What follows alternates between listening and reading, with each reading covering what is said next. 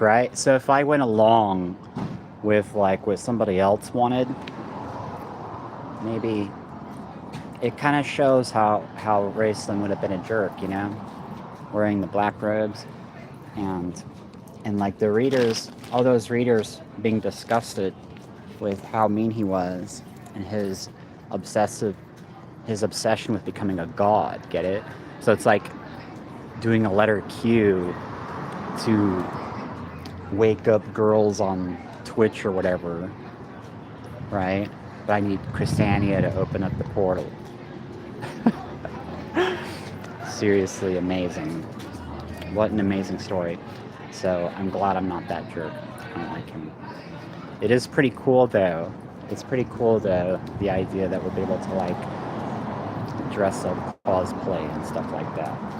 But it makes a lot of sense why he was a jerk. And why people were disturbed when they read it and were like, what the hell? Why don't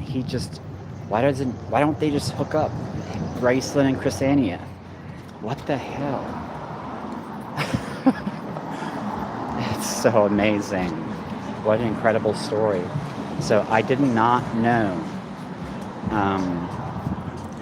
really what was going on. Nobody let me know that they were trying to help me. Nobody let me know that what was going on. The only thing that I knew was that a Facebook post I made had consequences. And I should have just dropped everything that I was doing to find out exactly what was going on. And I thought the Mormon Church was paying people in Facebook to go, how dare you do this to us? And then so I was going to sue them.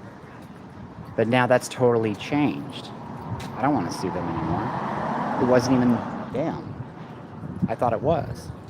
And so how is this going to... So now I'm really, really interested in what's going to happen next. What the heck? But when you think about it, when they were writing the story, when they were making the story, this is so weird. They knew that Raceland was a good person.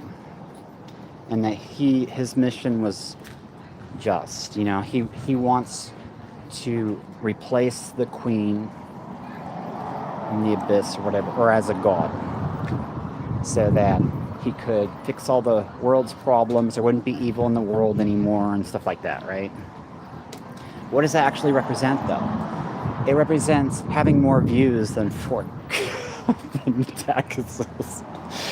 Having more views than Tacitus, right? Isn't that wow? What the heck? That is so funny. Using addition, what happens? So how is it going to change things now that I know I actually don't want the dwarves to go up against the other dwarves? Now I don't want the hill dwarves to go up against the mountain dwarves. So the mountain dwarves would represent Mormons. And then there are people going, look at this opportunity, we can sue the Mormons. How dare they do this? You know, they have money, like, you know, let's just sue them and get money.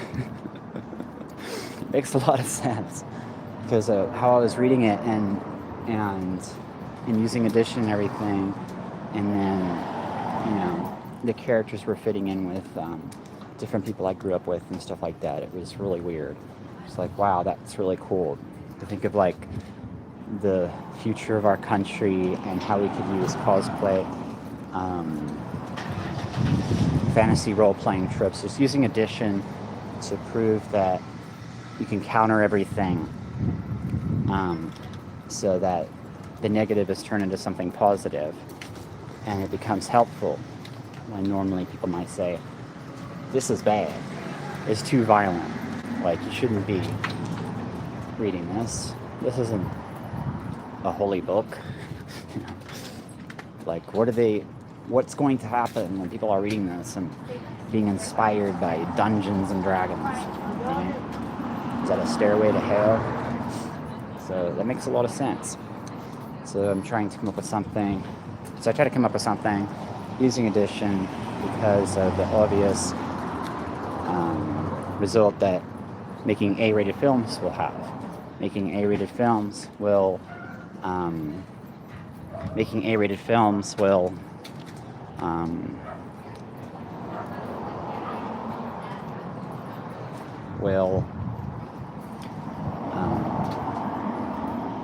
make people wonder if fictional writing is bad. So this is kind of like a way to prove that it's not, or that it's helpful.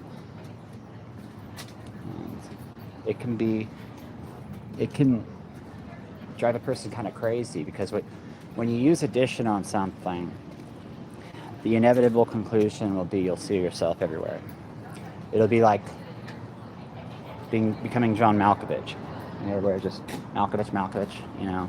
And you'll see yourself everywhere. You'll see your guilt on spray painted on the neighbor's walls.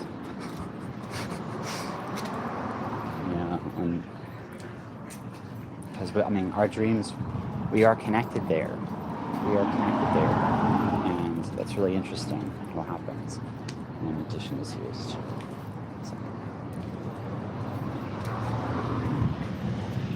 I'm not going to buy cigarettes again. What a horrible thing to think of.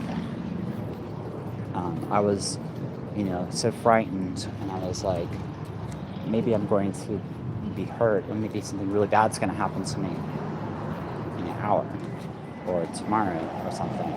And so I was thinking, I might as well, I needed to feel that I was safe. I needed somebody to communicate with me and say, I want you to do this. I want you to quit.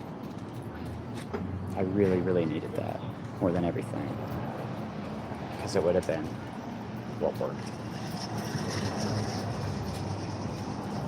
But now I have newfound motivation. I had a dream last night. My wife again, she was sleeping beside. I guess she was watching me sleep. She kissed me while I was sleeping.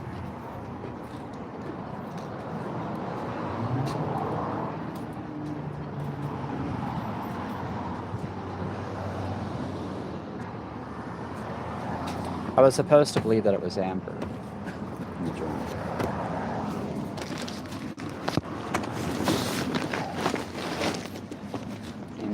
In many other ones, she revealed her face, and I'm sleeping next to her, and she's married. That's why I'm thinking it has to be her. But it's pretty cool. That's pretty interesting. So, okay.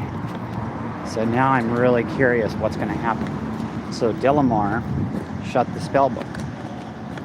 So Delamar would be somebody like trained by me, somebody inspired by me. I've been trying to make men, right? I've been trying to make like a new thing to get into for men that come across my story and everything.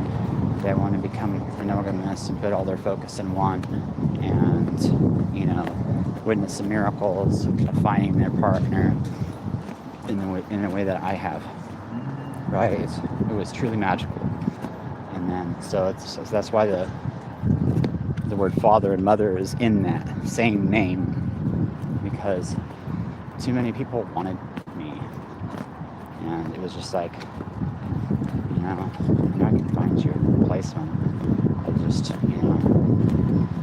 I'll make them everywhere. I'll just work on my stuff. I know they'll be inspired. They'll make themselves, and they'll be better. Anyways. So Delamar shut the spell book, clenching his fist in frustration.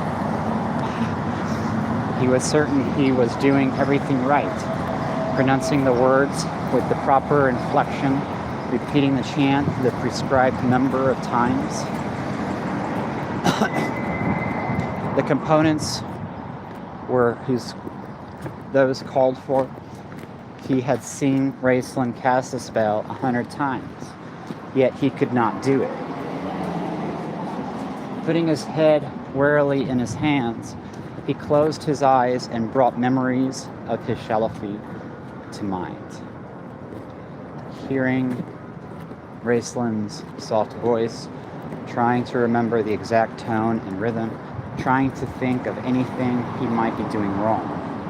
It didn't help. Everything seemed the same. Well, thought Delamar with a tired sigh, I must simply wait until he returns.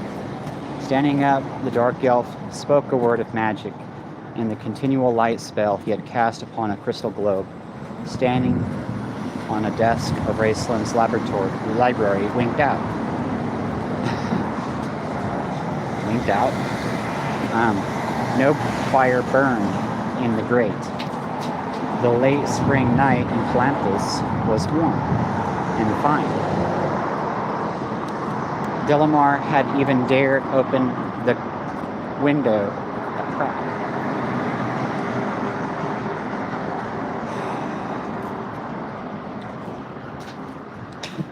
Just don't bring it to window, though. Crack. Come on. Raceland's health at the best of times was fragile. He abhorred fresh air. Preferred to sit in his study, wrapped in warmth and the smell of roses and spice and decay.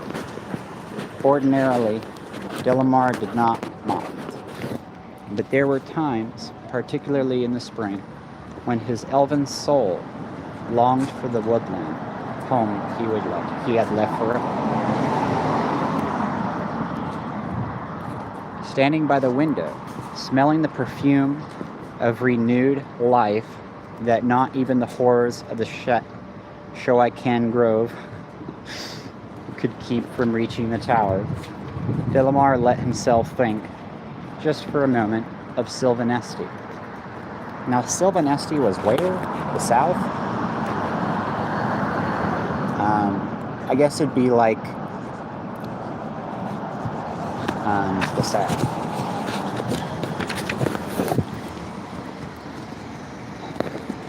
A dark elf, one who is cast from the light, such as Delamar to his people. When they caught him wearing the black robes that no elf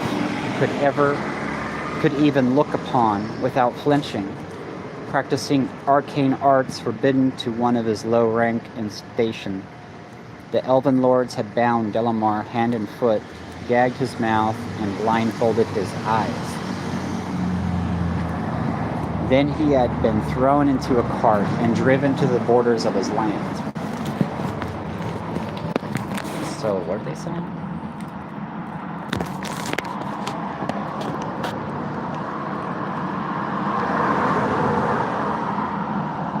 So they're basically going, you shouldn't be following Raceland.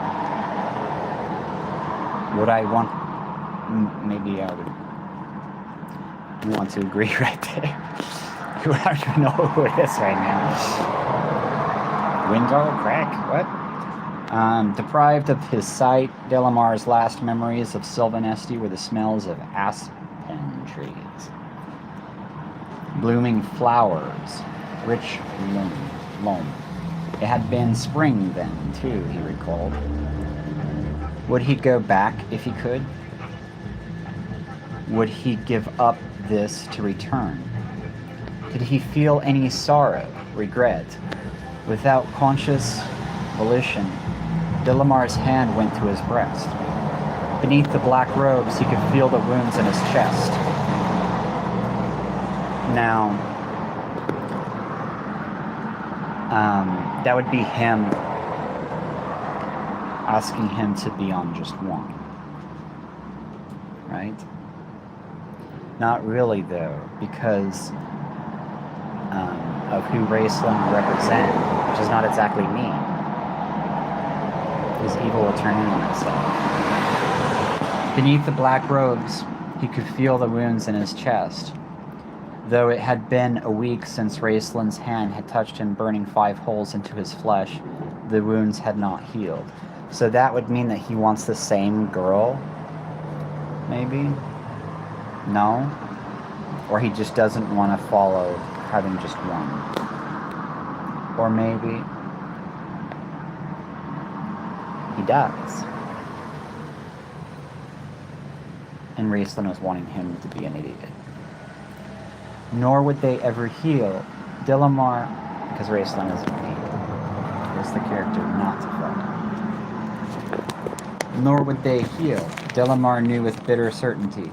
Always, the rest of his life, he would feel their pain. Whenever he stood naked, he would see them, festering scabs that no skin would cover. Such was the penalty he had paid for his treachery against his Shelafi. As he had told the great Parsalian, head of the Order, master of the Tower of High Sorcery in Wayreth, and Delamar's master too, of a sort, since the Dark Mage had, in reality, been a spy for the Order of Mages, who feared and distrusted Raistlin as they had feared no mortal in their history. It was no more than I deserved. Would he leave this dangerous place, go back home, go back to Sylvanesti? Delamar stared out the window with a grim, twisted smile, reminiscent of Raistlin, the Shelafi.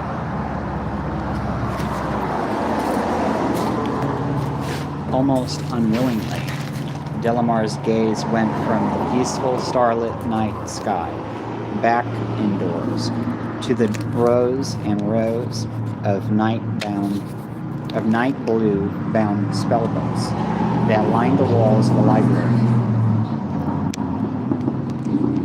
In his memory, he saw the wonderful awe, beautiful, dreadful sights he had been privileged to witness as Raistlin's apprentice.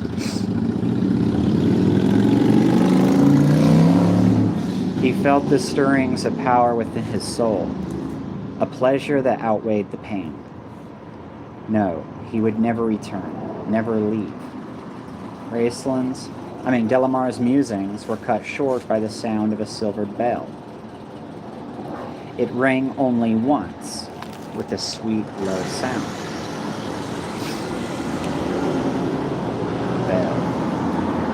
But to those living and dead within the tower, it had the effect of a shattering gong splitting the air. That makes a lot of sense. Someone was attempting to enter. Someone had won through the perilous Shoaiken Grove and was at the gates of the tower itself. His mind having already conjured up memories of Parsalian, Delamar had suddenly unwelcome visions of the powerful white-robed wizard standing on his doorstep. He could also hear in his mind what he had told the council only nights earlier. If any of you came and tried to enter the tower while he was gone, I would kill you. On the words of a spell, Delamar disappeared from the library to reappear within the drawing of a breath at the tower entrance.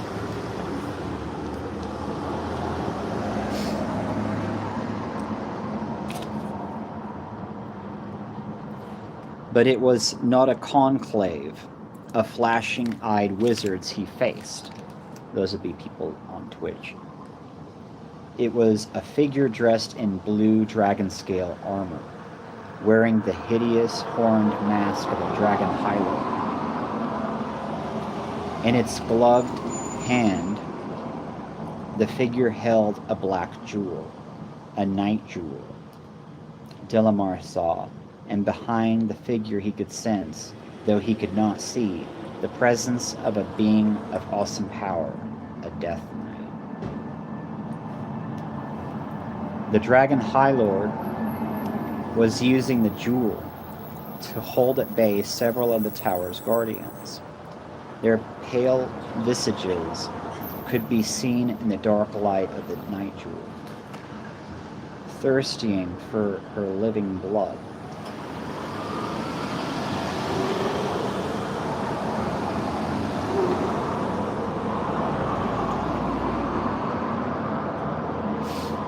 Though Delamar could not see the High Lord's face beneath the helm, He could feel the heat of her anger. So she would kind of represent illegal. Lord Kitiara, Delamar said gravely, bowing. Forgive this rude welcome. If you had but let us know you were coming.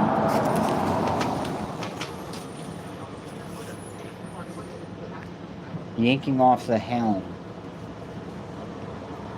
Kitiara glared at Delamar with cold brown eyes that reminded the apprentice forcibly of her kinship to the Shalafi. So she can make anywhere dangerous. You think about who that represents. You would have had an even more interesting reception planned for me, no doubt. She snarled with an angry toss of her dark, curly hair.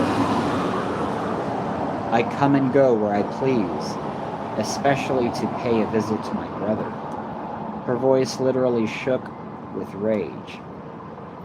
I made my way through these god-cursed trees of yours out there, and then I'm attacked at his front door. Her hand drew her sword. She took a step forward. It's like saying the people of the past said you still wanted to be illegal. By the gods, I should teach you a lesson. Even slime. Elven slime. I should teach you a lesson, elven slime. Because that's where they thought I was illegal the most. Where the elves are from. I repeat my apologies, Delamar said calmly, but there was a glint in his slanted eyes that made Kit hesitate in her reckless act. Like most warriors, Kitiara tended to regard the magic users as weaklings, who spent time reading books that could be put to better use wielding cold steel. Oh, they could produce some flashy results, no doubt, but when they put to the test, she would much rather rely on her sword and her skill than weird words and bad dung. Then she pictured Raistlin, her half-brother, in her mind, and this was how she pictured his apprentice, with the added mark against Delamar that he was not only an elf, a race noted for its weakness, but Kitiara was, in another respect, different from most warriors. The main reason she had outlived all who opposed her. Now, an elf right there could be so many different things. Is it somebody listening? Is it somebody open? Is it somebody that hurt bugs?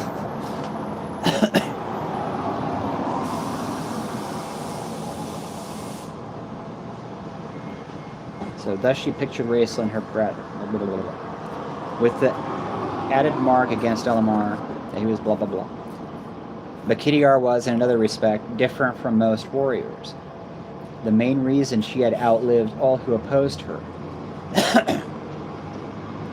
She was skilled at assessing her opponents. One look at Delamar's cool eyes and composed stature, in the face of her anger, and Kitiara wondered if she might not have encountered a foe worthy of her. She didn't understand him, not yet, not by any means, but she saw and recognized the danger in this man, and even as she made a note to be wary of it, and to use it if possible, she found herself attracted to it. The fact that it went with such handsome features, he didn't look at all elvish, now that she thought of it. And such a strong, muscular body, whose frame admirably filled out the black robes, made it suddenly occur to her that she might accomplish more by being friendly than intimidating. Certainly, she thought, her eyes lingering on the elf's chest, where the black robes had parted slightly, and she could see the bronze skin beneath.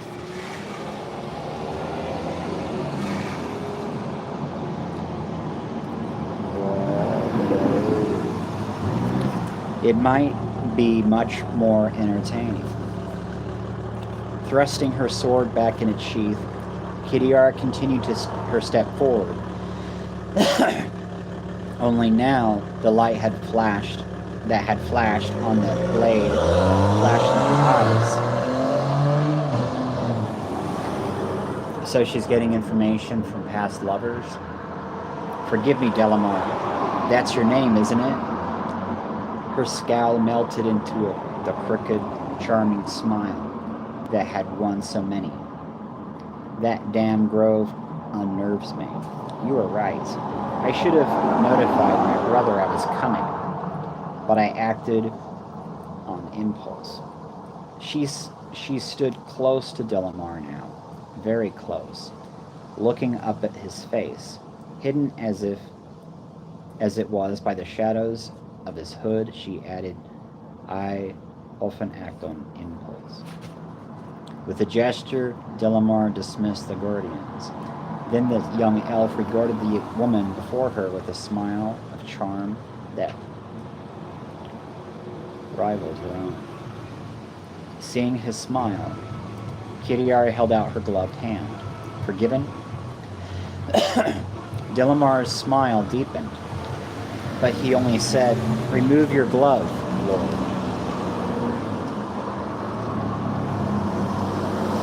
So because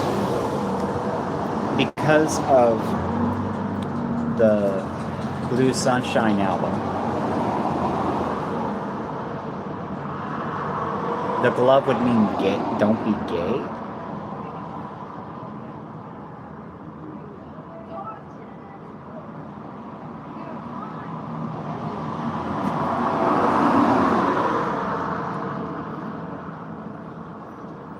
What the hell?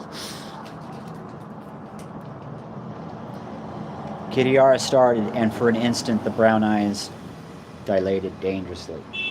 But Delamar continued to smile at her, shrugging. Kitiara jerked one by one at the fingers of the leather glove, barring her hand. There, she said, her voice tinged with scorn. You see that I hold no concealed weapon.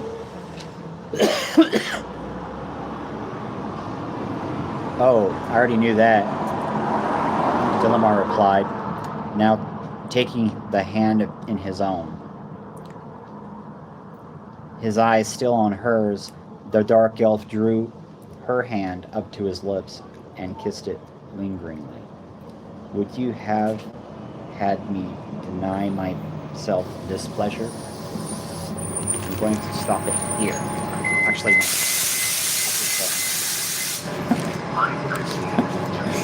one moment.